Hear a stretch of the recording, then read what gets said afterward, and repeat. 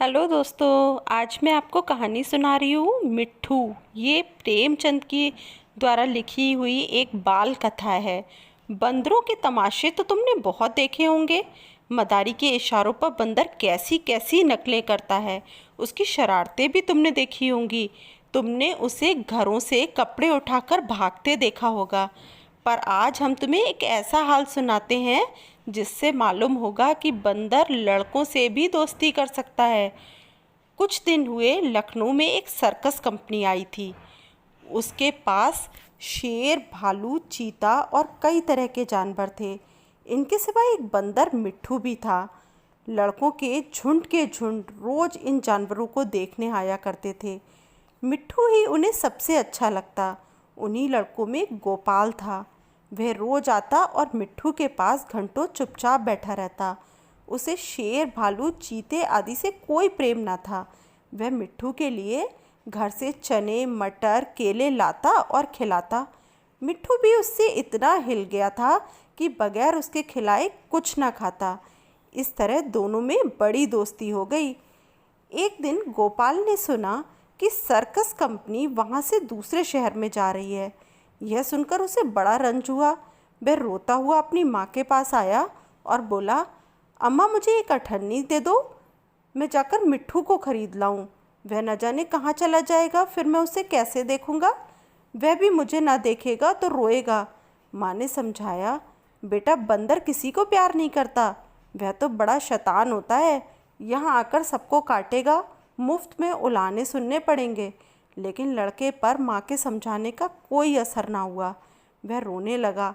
आखिर माँ ने मजबूर होकर उसे एक अठन्नी निकाल कर दे दी। अठन्नी पाकर गोपाल मारे खुशी के फूल उठा। उसने अठन्नी को मिट्टी से मलकर खूब चमकाया, फिर मिट्ठू को खरीदने चला। लेकिन मिट्ठू वहाँ दिखाई न दिया। गोपाल का दिल भर आया। मिट्ठू कहीं भाग तो नहीं गया? मालिक को अठन्नी दिखाकर गोपाल बोला, क्यों साहब, मिट्ठू को मेरे हाथ बेचेंगे? मालिक रोज उसे मिट्ठू को खेलते और खिलाते देखता था। हंसकर बोला, अब की बार आऊँगा तो मिट्ठू को तुम्हें दे दूँगा। गोपाल निराश होकर चला आया और मिट्ठू को इधर उधर ढूंढने लगा। वह उसे ढूंढने में इतना मगन था कि उसे किसी बात की खबर ना थी। उसे बिल्कुल ना मालूम हुआ कि वह चीते के कटघरे के पास आ गया था। चीता भीतर चुपचाप लेटा था। गोपाल को कटघरे के पास देखकर उसने पंजा बाहर निकाला और उसे पकड़ने की कोशिश करने लगा। गोपाल तो दूसरी तरफ से ताक रहा था। उसे क्या खबर थी कि चीते का पंजा उसके हाथ के पास पहुंच गया है। करीब था कि चीता उसका हाथ पकड़कर खींच ले, लेकिन मिट्ठू ना मालूम कहाँ से आकर उसके पंजे पर कूद पड़ा और पंजे को दांतों से काटने लगा।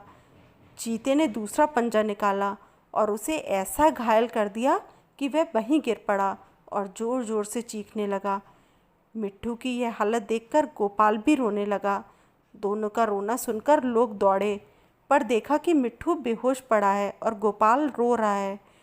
मिट्ठू का घाव तुरंत धोया गया और मरहम लगाया गया। थोड़ी देर में उसे होश आ गया। वह गोपाल की ओर प्यार की आंखों से देखने लगा, जैसे कह रहा हो कि अब क्यों रोते हो, मैं तो अच्छा हो गया। कई दिन मिट्ठू की मरहम पट्टी होती रही और आखिर में वह बिल्कुल अच्छा हो गया। गोपाल अब रोज आता और उसे रोटियां खिलाता।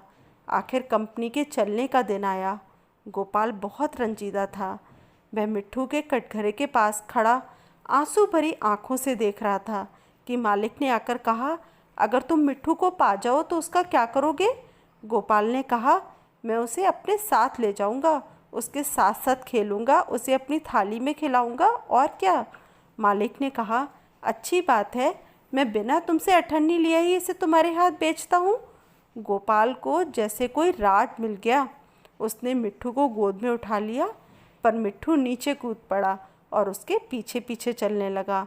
दोनों खेलते कूदते घर पहुँच गए। बच्चों, आपको ये कहानी कैसी लगी? आपका सबसे अच्छा दोस्त कौन है? कमेंट बॉक्स में ज़रूर लिख के बताना। तब तक के लिए ओके, बाय बाय।